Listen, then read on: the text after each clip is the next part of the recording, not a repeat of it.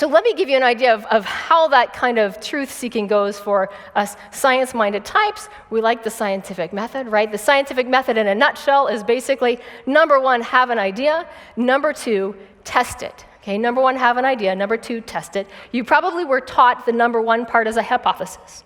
The number two part is test it against real data, meaning you either did an experiment or you made an observation.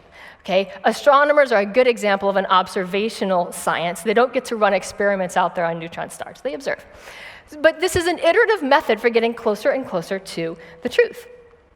And so, inspired by that, I like to challenge my skeptic friends to try a spiritual experiment, okay?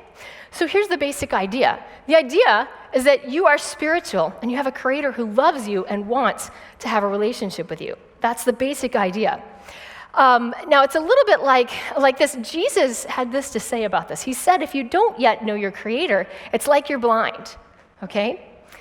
And I think what he was putting, he wasn't talking about our physical eyes. He was talking about spiritual capacity and that we have spiritual senses and we have the ability to sense our God spiritually.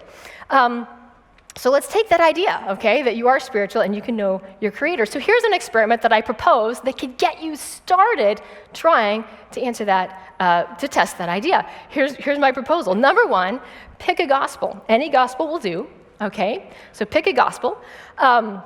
That's Matthew, Mark, Luke, or John. Those are the 4 biographies of Jesus. If you're science-minded, you will probably like Luke because Luke is a physician, and so he kind of speaks our language a little bit, all right?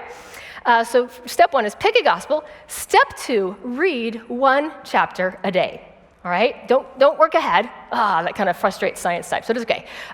So read 1 chapter. Anybody can do that, right? It's going to take you about 5 or 10 minutes. After you read the chapter, here's where it gets good.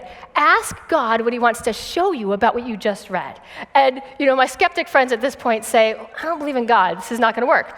It's okay. You don't have to believe in God to start talking to him, right?